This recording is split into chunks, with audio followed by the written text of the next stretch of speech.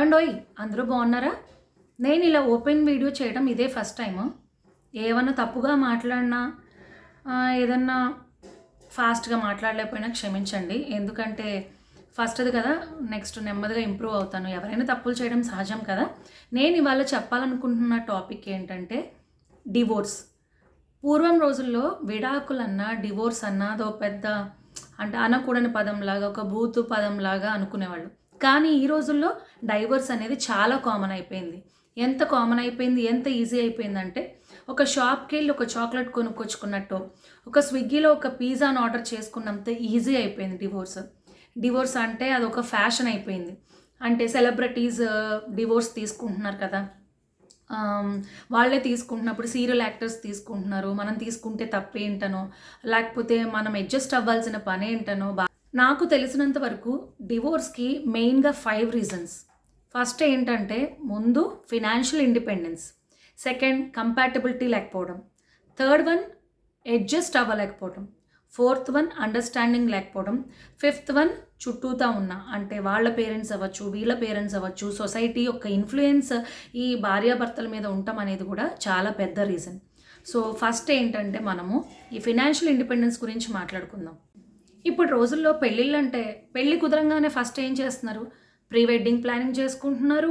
Parents plus జంటలు కూడా. ముందుగా ప్రీ వెడ్డింగ్ షూట్లు ప్లాన్ చేసుకుంటున్నారు. ఎవరికి క్యాటరింగ్ ఇద్దామో ప్లాన్ చేసుకుంటున్నారు. ఎక్కడ వర్కులు చేయించుకోవాలి, బ్లౌజుల వర్క్లు ఎక్కడ చేయించుకోవాలో ప్లాన్ చేసుకుంటున్నారు. ఎక్కడ చీరలు కొనాలో ప్లాన్ చేసుకుంటున్నారు. కానీ ఇద్దరు కొత్త వ్యక్తులు ఒక రిలేషన్లోకి వెళ్తున్నారు. పేరెంట్స్ వాళ్ళిద్దరిని కూర్చోపెట్టి అబ్బాయిని అమ్మాయిని కూర్చోపెట్టి అబ్బాయికి అయితే ఒక కొత్త ఆమెని లైఫ్లోకి వస్తుంది, తను కొత్త ప్లేస్ నుంచి వస్తుంది, కొత్త ఫ్యామిలీ నుంచి వస్తుంది, తను అడ్జస్ట్ అయ్యేదాకా నువ్వు కొంచెం అడ్జస్ట్ అవ్వు, నువ్వు తనకి సపోర్ట్ ఇవ్వు, తనకి నువ్వు కోఆపరేట్ చేయని చెప్పేసి చెప్పాలి బాయ్ సైడ్ పేరెంట్స్.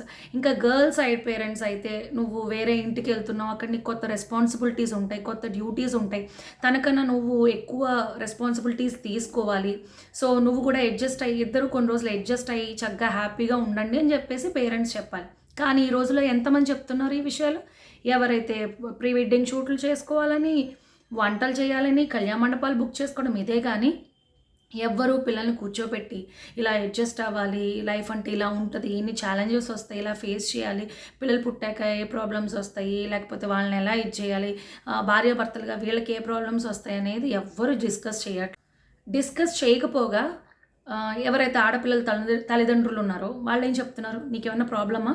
ఎవరైనా ప్రాబ్లం వస్తే కనుక పెళ్ళయ్యాక ఏదైనా ప్రాబ్లం వస్తే మాకు ఫోన్ చేయి, మేము వెంటనే వచ్చేస్తాం, లేకపోతే మేము ఎవరినైనా పంపిస్తాం, నువ్వు వచ్చేద్దు, నువ్వు అక్కడ అడ్జస్ట్ అవ్వాల్సిన పని లేదు, నువ్వు అక్కడ వాళ్ళ కింద బతకాల్సిన పని లేదు, మీ అత్తగారికి పని చేయక్కర్లేదు, మీ ఆయనకి పని చేయక్కర్లేదు, నువ్వు ఉద్యోగం చేస్తున్నావు కదా, ఎందుకు నువ్వు వాళ్ళకి చేయాల్సిన పని లేదని చెప్తున్నారు.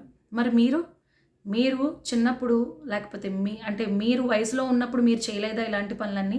మీ అత్తగారికో లేకపోతే మీ వారికో మీరు ఇవన్నీ పనులు చేయలేదా? వీళ్ళే చేస్తున్నారా? మీ పిల్లలే చేస్తున్నారా? మీ తరం మీ అమ్మగారు, మీ నాన్నగారు, మీ నాయనమ్మలు, తాతగారులు వీళ్ళందరూ చేసుకోలేదా? వీళ్ళందరూ అడ్జస్ట్ అవ్వలేదా? ఇప్పుడు వచ్చేసరికి ఎందుకు అడ్జస్ట్ అవ్వలేకపోతున్నారు? మన అమ్మమ్మలు, తాతయ్యలు, నాయనమ్మలు వాళ్ళు ఎంత హ్యాపీగా ఉన్నారు. ఉమ్మడి కుటుంబాల్లో ఉన్నా కూడా అందరూ కలిసిమెలిసి ఉండి అందరూ ఈ డైవర్స్లు అనే టాపిక్కే వచ్చేది కాదు. ఇప్పుడు నేను ఫినాన్షియల్ ఇండిపెండెన్స్ గురించి మాట్లాడుతున్నాను. పూర్వం రోజుల్లో ఆడవాళ్ళకి అంత ఫినాన్షియల్ ఇండిపెండెన్స్ ఉండేది కాదు. చదువుకున్నా కూడా కొంతమంది జాబులు చేసేవాళ్ళు, కొంతమంది జాబులు చేసేవాళ్ళు కాదు, కొంతమంది ఇంట్లో వాళ్ళు పంపించేవాళ్ళు కాదు. సో ఏంటంటే ఎక్కువ ఇంటికే పరిమితం అయ్యేవాళ్ళు కాబట్టి ఆ రోజుల్లో డివోర్స్ తీసుకోవాలంటే మేము ఎలా పెరగాలి అంటే మా బాధ్యతలు ఎవరు తీసుకుంటారు, ఇప్పుడు ఫినాన్స్గా మమ్మల్ని ఎవరు చూసుకుంటారనో, లేకపోతే పిల్లలు చదువులు విషయమనో, లేకపోతే పిల్లల్ని ఎలా పెంచుతామనో కొంచెం అయినా ఆలోచించేవాళ్ళు. కానీ ఈ రోజుల్లో అలా కాదు. ఆడపిల్లలకి బాగా చదువుకుంటున్నారు, మంచి మంచి జాబ్స్ వస్తున్నాయి, వాళ్ళు ఫినాన్షియల్గా చాలా ఇండిపెండెంట్గా ఉంటున్నారు, చాలా మంచిది. ఆడపిల్లలు ఫినాన్షియల్గా ఇండిపెండెంట్గా ఉండటం అనేది చాలా మంచి విషయం. కానీ ఒక రిలేషన్లోకి ఎంటర్ అయ్యాక అంటే మ్యారేజ్ అయ్యాక మనం ఎంత ఫినాన్షియల్గా ఇండిపెండెంట్ అయినా కూడా మా భర్తతో పాటు భర్తకి సహకరించాలి మనం. అంటే భర్తకి ఏదన్నా అవసరం వచ్చినప్పుడు లేకపోతే పిల్లలకి ఏమన్నా అవసరాలు ఉన్నప్పుడు మనము వాళ్ళకి హెల్ప్ చేయాలి. అంతేగాని నాది, నీది, నేను సంపాదించుకున్నది నాకే, నేనే వాడుకుంటాను, నేనే చీరలు కొనుక్కుంటాను, నేనే నగలు కొనుక్కుంటాను, నీది ఇంట్లోకి పెట్టు, నాది మాత్రం నేనే ఉంచుకుంటాను అంటాము. లేకపోతే భర్త కూడా అబ్బే నువ్వు సంపాదించుకుంటున్నావు కదా, నేనే ఎందుకు పిల్లలకి పెట్టాలని భర్త అనుకున్నా కూడా అది వర్కౌట్ అవ్వదు. సో ఏంటంటే భార్యాభర్తలు ఇద్దరూ సంపాదించుకుని ఇద్దరూ కలిపి ఒక కుటుంబాన్ని పైకి తీసుకురావాలి. సో ఫినాన్షియల్ ఇండిపెండెంట్గా ఉన్నా కూడా ఇలా కలిపి చేసుకోవడం అనేది చాలా పెద్ద ఇంపాక్ట్ క్రియేట్ చేస్తుంది భార్యాభర్తలు కపుల్స్ మధ్య ఉన్న రిలేషన్కి. సెకండ్ వన్ వచ్చి కంపాటబిలిటీ. ఇప్పుడు ఒక పెళ్ళి సెట్ అవుతుంది. సో అబ్బాయి కానీ అమ్మాయి కానీ ఇద్దరు కూర్చుని నాకేం కావాలి అంటే అబ్బాయి కానీ అమ్మాయి కానీ నాకేది ఇష్టమో, నేను ఎలా ఉండటానికి ఇష్టపడతాను, అలాగే పక్కన వాళ్ళు ఎలా ఉండటానికి ఇష్టపడతారు, వాళ్ళలో ఏం మార్చుకోవాలనుకుంటున్నారు, ఏదైనా మార్చుకోవాలనుకుంటే చెప్పాలి. ఆ మార్పు చేసుకోగలుగుతున్నారా, వాళ్ళు అడ్జస్ట్ అవుతున్నారా, లేకపోతే మనకి వాళ్ళు కంపాటబిలిటీ ఉంటుందా లేదని ముందే చూసుకోవాలి. మనం చూసుకుని ఇప్పుడు ఉంటున్నాయి కదా చాలా టెక్నాలజీస్ ఉంటున్నాయి, చాలా రోజులు మాట్లాడుకుంటున్నారు, పెళ్ళిళ్ళకి ముందే ప్రీ వెడ్డింగ్ షూట్లకి వెళ్తున్నారు. అప్పుడు ఒక మనిషిని మనము అర్థం చేసుకోవడానికి నాకు తెలిసి ఒక 1 month 2 months సరిపోతుంది కదా. సో ఎన్ని రోజులైతే ఖచ్చితంగా టైం ఉంటుంది. సో ఆ టైంలో ఒకళ్ళ ఇష్టాలు ఒకళ్ళు తెలుసుకోండి.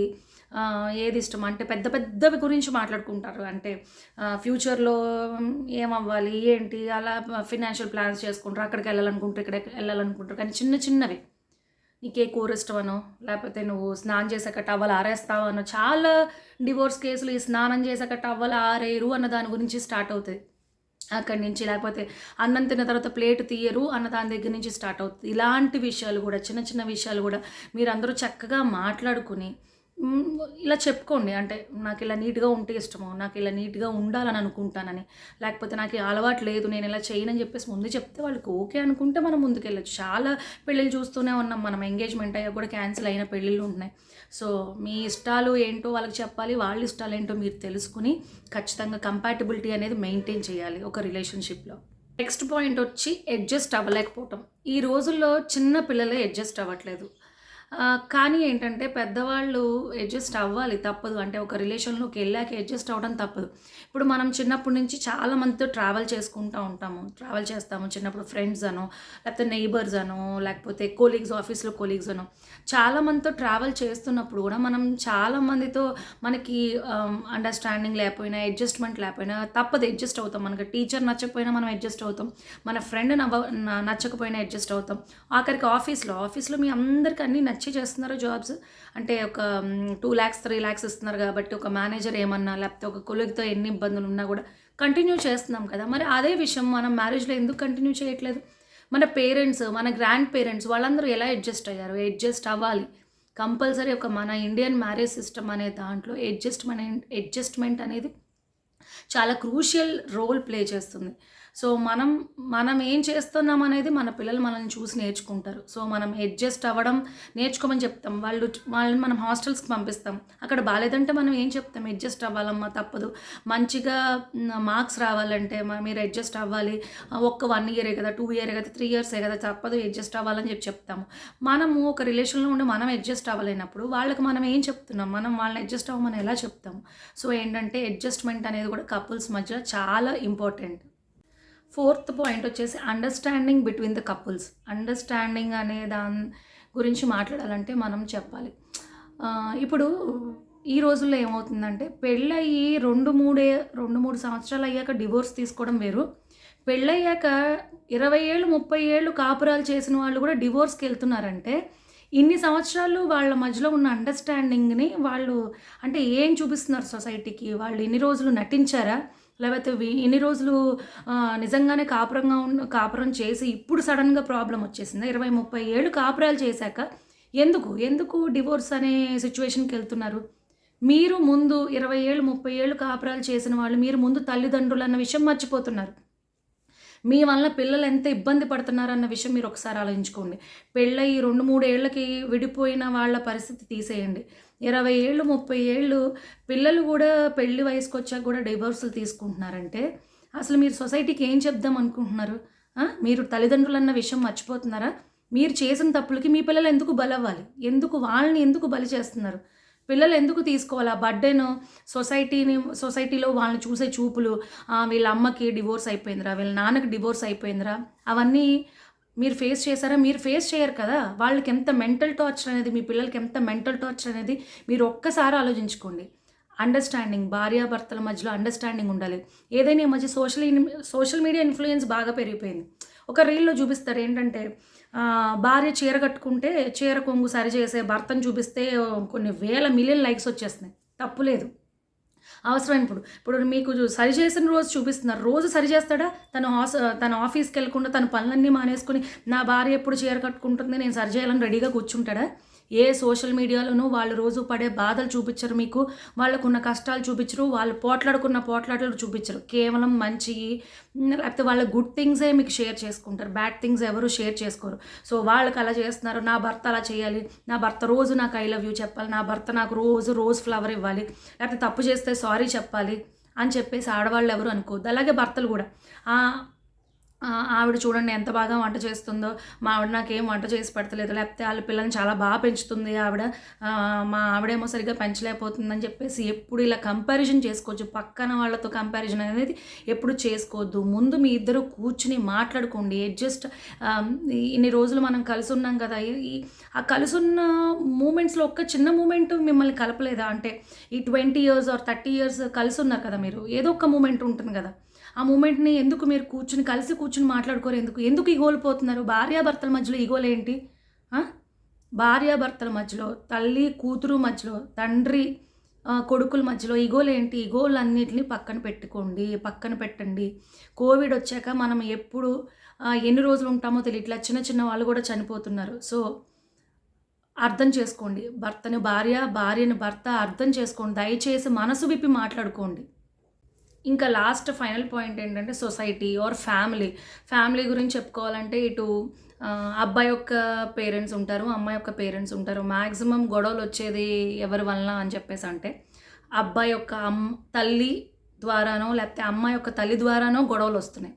సో అబ్బాయి వాళ్ళ అమ్మ ఏమనుకుంటుంది, మా అబ్బాయి తోపు తురుము, అమ్మాయి బయట నుంచి వచ్చింది, మన ఇంటికి వచ్చింది, అడ్జస్ట్ అవ్వాలి, ఒరే నువ్వేం చేసినా కరెక్ట్, నువ్వు ఇలాగే చెయ్యి, బాగా చేసావు నువ్వు అని చెప్పేసి అబ్బాయి తరపు వాళ్ళ అమ్మ చెప్తుంది. అమ్మాయి తరపు వాళ్ళ అమ్మ ఏం చెప్తుంది, అసలు నీకు అక్కడ అడ్జస్ట్ అయ్యే పని ఏంటి, మనం ఎంత కట్నం ఇచ్చాము, నువ్వు ఉద్యోగం చేస్తున్నావు, నీ డబ్బు నువ్వు దాచుకోవాలి, వాళ్ళ డబ్బు వాళ్ళు చేసుకోవాలి, అసలు నువ్వు అక్కడ ఎందుకు అడ్జస్ట్ అవుతున్నావు, నువ్వు ఇంటికి వచ్చి నీకు మేము ఉన్నాం కదా, లేకపోతే నీకు అన్నాళ్ళు ఉన్నారు కదా, చెల్లెలు ఉన్నారు కదా, అక్కలు ఉన్నారు, తమ్ముళ్ళు ఉన్నారంటే ఇప్పుడు ఒక అబ్బాయికి కానీ ఒక అమ్మాయికి కానీ తల్లిదండ్రులు కానీ అక్క చెల్లెలు కానీ అన్నదమ్ములు కానీ ఎప్పటి వరకు ఉంటారు? ఎప్పటి వరకు వీళ్ళకి తోడు ఉంటారు? జీవితాంతం తోడు ఉంటారు కదా. వాళ్ళ లైఫ్లో కూడా వాళ్ళు బయటకు వెళ్ళిపోయే టైం వస్తుంది. సో అప్పుడు నువ్వు ఒంటరి దానివో ఒంటరి వాడివో అయిపోతావు. నువ్వు ఒక్కసారి నీకు చుట్టూ ఉన్న ఫ్యామిలీ నీకు ఇంపార్టెంటే, కానీ నిన్ను నమ్మి బయట నుంచి వచ్చిన భార్య నీకు ఇంపార్టెంట్, నువ్వు ఇంకొకళ్ళ ఇంటికి వెళ్ళి నువ్వు అక్కడ ఉన్న భర్త నీకు ఇంపార్టెంట్. ఇద్దరూ అర్థం చేసుకోవాలి. ఫ్యామిలీకి ఇచ్చిన ఇంపార్టెన్స్, నీ సొంత ఫ్యామిలీకి ఇచ్చిన ఇంపార్టెన్స్లో సగం ఇంపార్టెన్స్ అయినా నీ భర్తకి నీ భార్యకి ఇస్తూ ఉంటే ఈ డైవోర్స్ అనేవి చాలా తగ్గిపోతాయి. ఆ అమ్మ చెప్పిందనో, నాన్న చెప్పిందనో, అన్న చెప్పాడనో, తమ్ముడు చెప్పాడనో మీ లైఫ్ని, మీ మ్యారేజ్ లైఫ్ని స్పాయిల్ చేసుకోవద్దు. నీ సిచ్యువేషన్, నీ కండిషన్ నీకు మాత్రమే తెలుసు. నువ్వు ఒక సిచ్యువేషన్ వాళ్ళకి చెప్పి వాళ్ళు ఇలా ఏంట్రా అలా ఏంట్రా అన్న ఆ ఇన్ఫ్లుయెన్స్ మాత్రం మీరు అవ్వద్దు. మీ డెసిషన్స్ మీరు తీసుకోండి. అక్క చెల్లి అన్న తమ్ముడు ఉండేది లైఫ్లో ఒక పర్టికులర్ స్టేజ్ వరకే. తర్వాత ఎవరు మీకు తోడు ఉండరు. మీకు తోడుండదు ఎప్పటికైనా జీవితంలో. భర్తకి భార్య, భార్యకి భర్తే. ఇది గుర్తుపెట్టుకుని మెలగండి, ఇది గుర్తుపెట్టుకుని ఉండండి. పూర్వం రోజులు మన అమ్మమ్మ తాతయ్యలు, నాయనమ్మ తాతయ్యలను ఒక్కసారి గుర్తు చేసుకోండి. వాళ్ళు 10 మంది సంతానాన్ని కని అందరినీ పెళ్ళిళ్ళు చేసి వాళ్ళ పిల్లలకి పెళ్ళిళ్ళు చేసి ఇవన్నీ అడ్జస్ట్ అవుతూ ఇవన్నీ చేసుకుంటూ ఎన్ని సమస్యలున్నా ఎన్ని బాధలున్నా కనీసం ఎంత బాధ కూడా బయటికి పడనివ్వకుండా చేసుకొచ్చేవాళ్ళు, అడ్జస్ట్ అయ్యి చేసుకొచ్చేవాళ్ళు. సో అంతలా మనం చేయక్కర్లేకపోయినా కనీసం వాళ్ళల్లో ఒక 10%, 20% అయినా వాళ్ళ దగ్గర నుంచి మనం నేర్చుకోవాల్సినవి చాలా ఉన్నాయి. తప్పకుండా నేర్చుకోవాలి. ఒక్కసారి మీకు తెలియకపోతే ఒకసారి మీ అమ్మమ్మ దగ్గర, మీ నాయనమ్మ దగ్గర కూర్చుని, అమ్మమ్మ నాయనమ్మ మీరు ఇలాంటి ప్రాబ్లమ్స్ ఏం ఫేస్ చేయలేదా, మేము ఇలాంటి ప్రాబ్లమ్స్ ఫేస్ చేస్తున్నాము, మమ్మల్ని ఏం చేయమంటారని చెప్పేసి మీరు అడగండి. వాళ్ళు కూడా మీరు డైవర్స్ తీసుకోవడమే కరెక్ట్, మీరు తీసేసుకోండి, మీరు వచ్చేయండి అని చెప్పేసి అంటే మిమ్మల్ని ఎవరు ఆపరు. తీసుకోండి, మీరు ఏదనుకుంటే అది కరెక్ట్ అని చెప్పేసి మీరు డైవర్స్ తీసేసుకోండి. నాకు తెలిసిందైతే నేను మీకు షేర్ చేసుకున్నాను. నేనేమన్నా తప్పులు మాట్లాడినా, ఎవరినైనా నొప్పించినా కూడా దయచేసి నన్ను క్షమించండి. ఇదే ఫస్ట్ టైం కనుక నా ఛానల్‌కి మీరు వచ్చినట్లయితే దయచేసి సబ్స్క్రైబ్ చేసుకోండి. Thank you.